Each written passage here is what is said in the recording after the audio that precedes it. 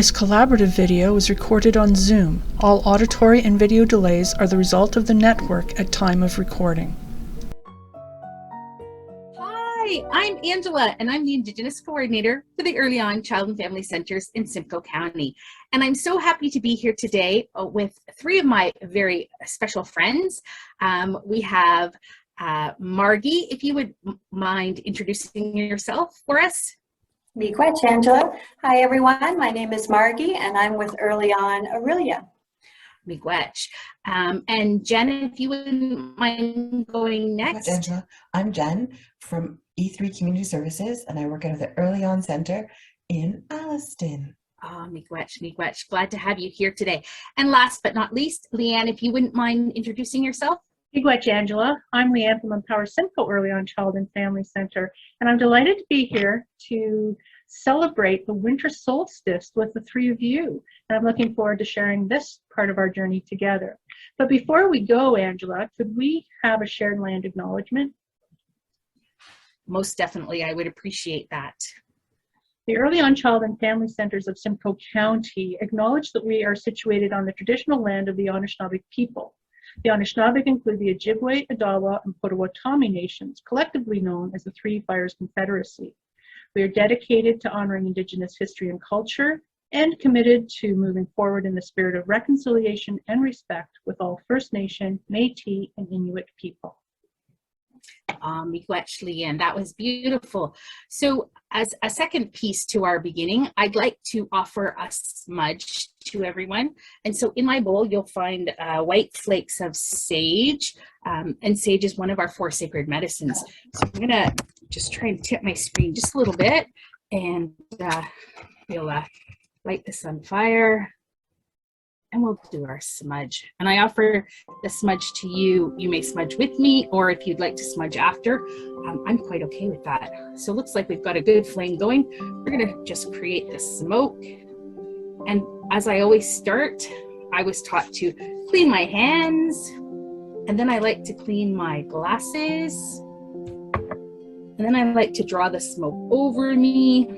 And I like to cleanse my eyes so I can see clearly and see in a kind way, my ears so I can hear clearly and hear in a kind way, my mouth so I speak clearly and speak in a kind way, my heart so I receive information in a kind way, and my tummy because I don't want to be sick, and I'm sure that you don't either. So now I will offer it to you, and may you start your day in a wonderful way.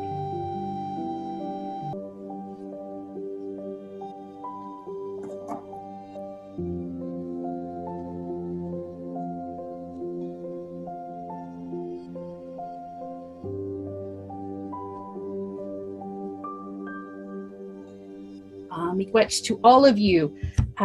Now I know that Margie, you have a wonderful song to get us started. So if you wouldn't mind sharing that with us, I'd really appreciate it. Absolutely. Thank you, Angela. So I'm going to do our hello in 4 languages. I will be signing. We'll start with English, French, and then Anishinaabe. Hello, everybody, and how are you? How are you? How are you? Hello, everybody, and how are you? How are you today? Bonjour, mes amis, comment ça va? Comment ça va? Comment ça va? Bonjour, mes amis, comment ça va? Comment ça va aujourd'hui? Ani, ani, ani, ani, Anishna, Anishna, Ani, ani, ani, Ani, ani, ani, Anishna, Anishna. Margie, that was beautiful. Miigwech for doing that. And now I brought my drum, and I thought maybe we would sing the Cherokee Morning Song. This honors our Great Spirit, and miigwech to my knowledge keepers on Georgina Island for sharing this song with me so I might share it with you. And remember, we always start with our 4 honor beats. I almost forgot.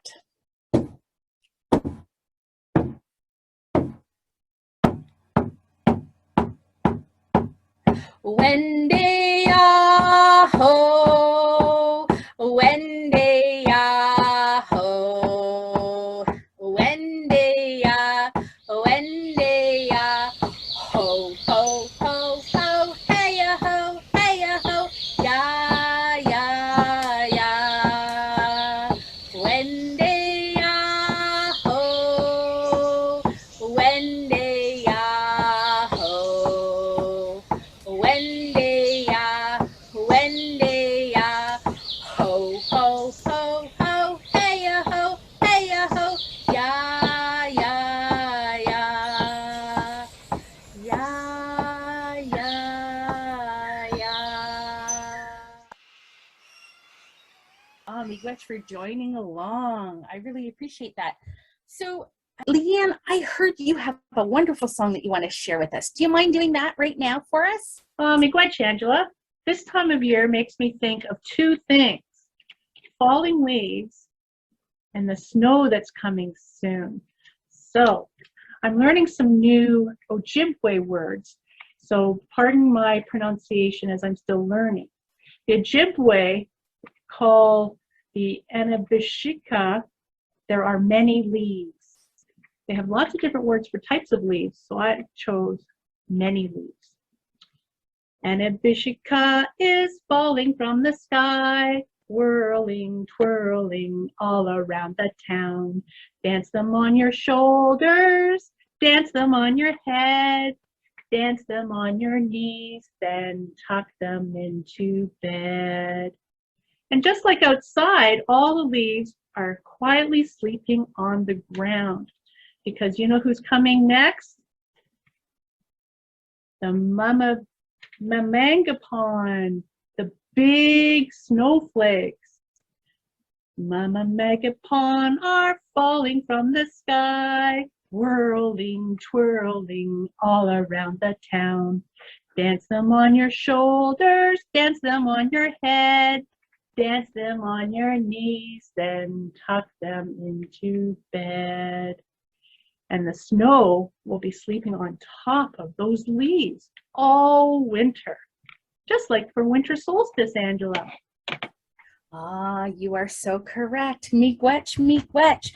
So I thought maybe it would be really important for me to explain to you about this time of year for Indigenous people. And I wanted to tell you it's really important time for us to do some storytelling. Now, traditionally, our stories were always told orally. There was nothing written down. We just told the stories over and over again. And grandmothers, so your Nokomis or your Mishomis, your grandfather, they would tell the stories, and you would tell those stories to your children when you got older. So today, I'm going to tell you a little bit about oral storytelling. So if you just bear with me, here we go. So historically, storytelling is a seasonal tradition that was practiced in the winter when the hunting and gathering activities had slowed. Food was processed and stored, and people had time to relax and share their stories. A common theme in Indigenous storytelling is the importance of land and animals. The life lessons that brought about in Indigenous storytelling are essential to all Indigenous people to make sense of the world and to teach them about values, history, significant events, relationships, cultural beliefs, and sacred stories. So now I would like to share with you my story called Why the Leaves Fall. And this is the Lakota legend. So many, many moons ago, when the world was still very, very young, the plant and the animal life were enjoying the beautiful summer weather. But as the days went by and autumn set in, and the weather became colder with each passing day, the grass and the flower folk, they were in sad condition, for they had no protection from the sharp cold. Just when it seemed that there was no hope for living, Creator came to their aid. He said that the leaves of the trees should fall to the ground, spreading a soft, warm blanket over the tender roots of the grass and flowers. And to repay the trees for the loss of their leaves, he allowed them one last bright array of beauty. that is why each year during Indian summer, the trees take on their pretty farewell colors of red and gold and brown. And after this final display, they turn to their appointed task, covering the earth with a thick rug of warmth against the chill of winter. So I hope you enjoyed that oral story, and maybe you can share that story with some of your children when you get a little bit older. So I know, Jen, you have a story about some animals. Would you mind telling us that story? Miigwech, Angela, I do.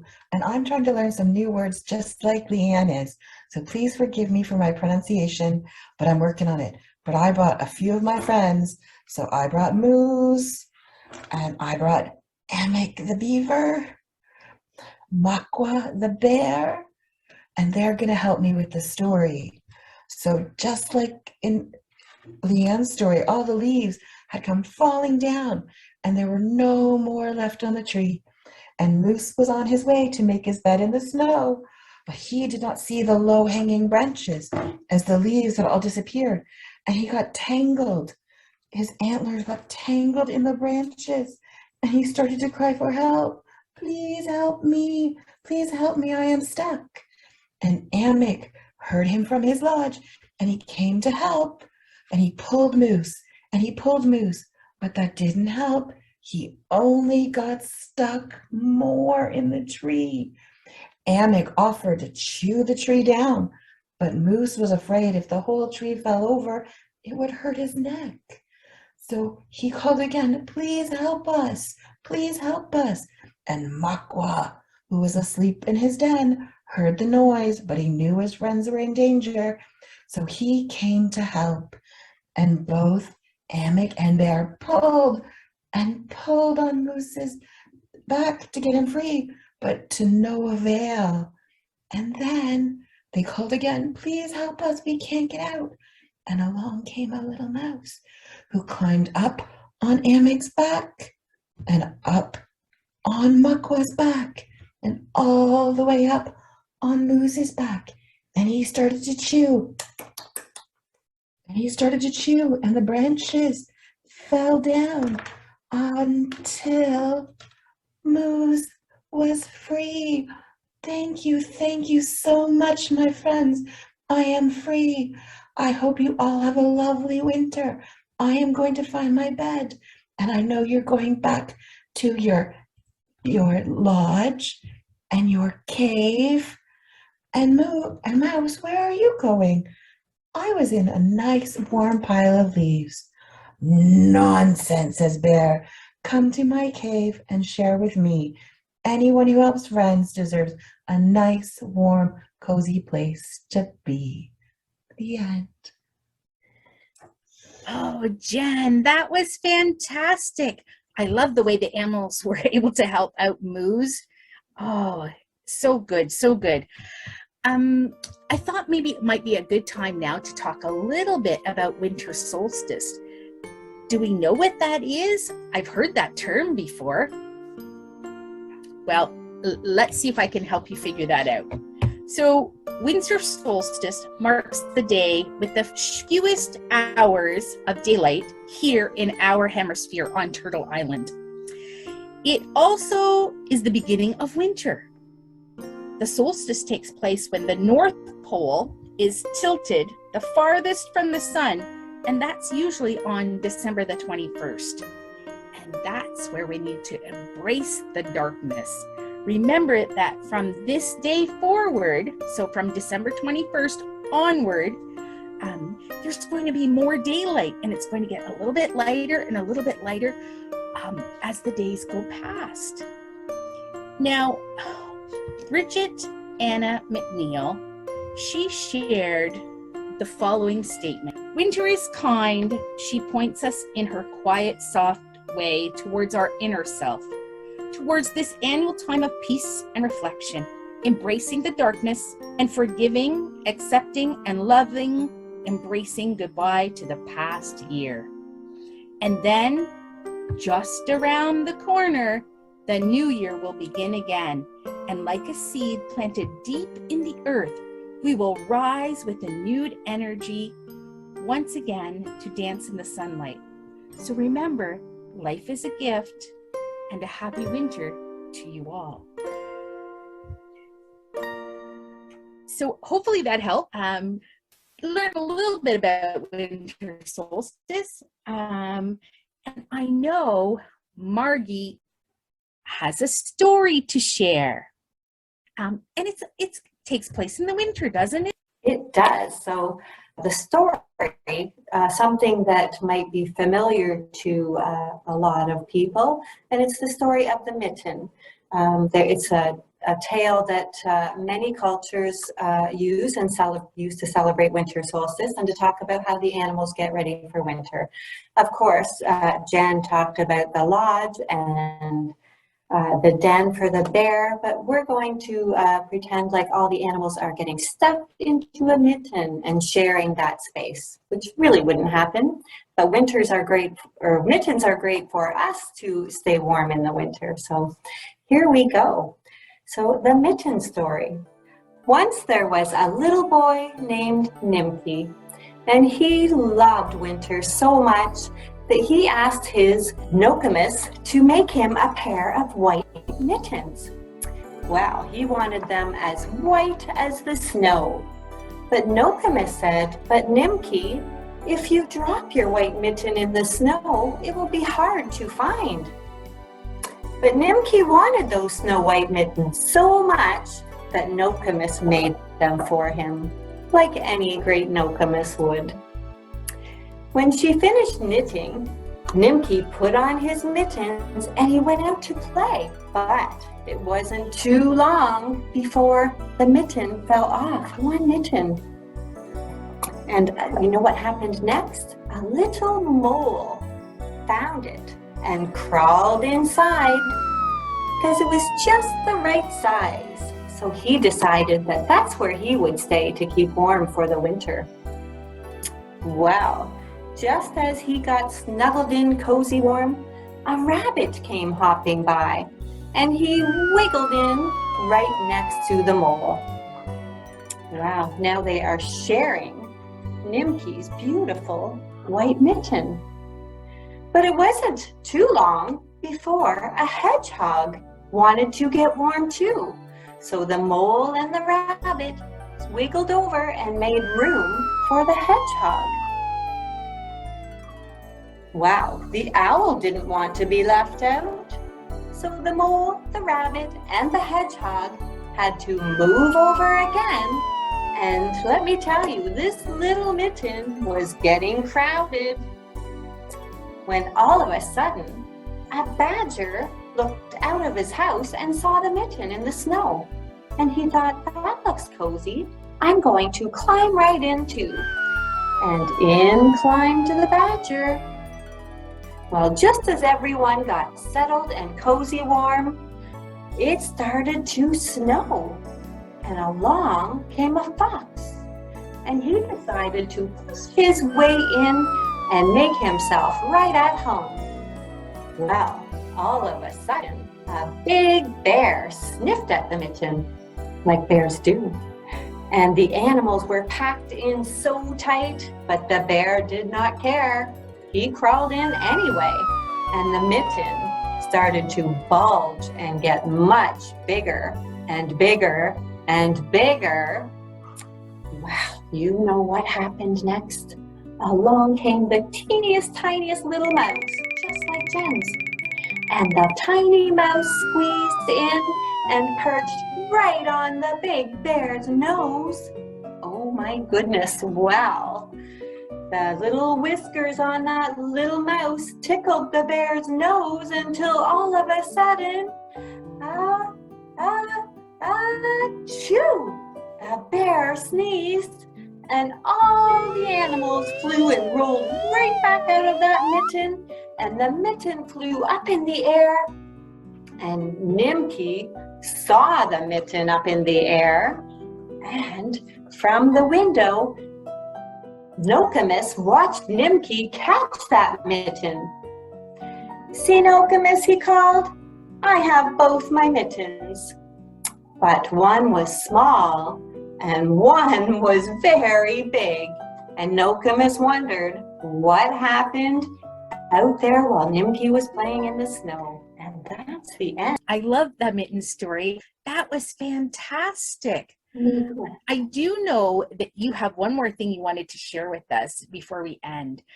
Do you mind doing your poem now? So I would love to share this beautiful winter solstice blessing, and it's written by Stephanie Laird. May you find peace in the promise of the solstice night, that each day forward is blessed with more light, that the cycle of nature, unbroken and true, brings faith to your soul and well-being to you. Rejoice in the darkness, in the silence find rest, and may the days that follow be abundantly blessed. Wow, that was beautiful. Miigwech, miigwech. So I thought just as we finish up, we've talked a lot about winter solstice and moving from fall and through our winter.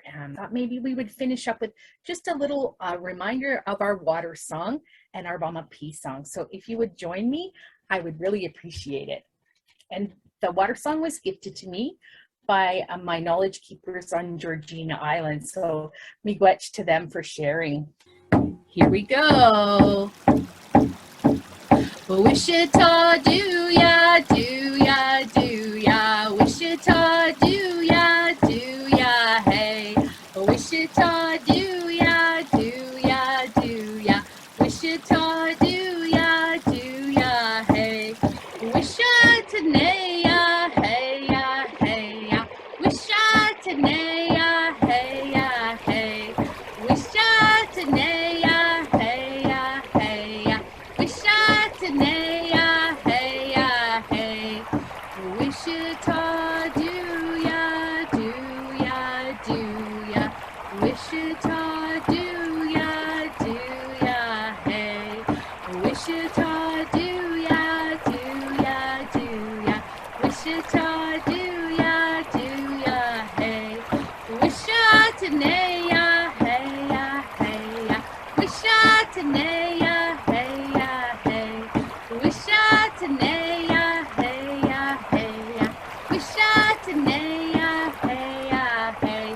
I think we can go really fast now. Let's try. Here we go. Wichita, do ya, do ya, do ya. Wichita, do ya, hey. Wichita, do ya, do ya. Wichita, do ya, hey. Wishatanea, hey ya, hey ya. Wishatanea, hey ya, hey. Wishatanea, hey ya, hey ya. Wishatanea, hey ya, hey. You did it. You kept up with me. Remember that water moves sometimes fast and sometimes slow, but you were able to change speeds. Fantastic. And now our final song, Bama P. And I don't like to say goodbye song because we'll see you again soon. And I thought we would share Bama P with you. Bama P, Kawaba men. Bama P, Kawaba men. Bama P, Kawaba men. Bama P, Kawaba men. Way ya, hey ya, hey ya, ho. Way ya, hey ya, hey ya, ho. Way ya, hey ya, hey ya, ho. Way ya, hey ya, hey ya, ho. Bama P, Kawaba men, until I see your light again. And now, just before we go, I would like to say miigwech. Thank you so, so much for all of my friends coming today. Leanne, Margie, Jen, miigwech, and happy winter solstice.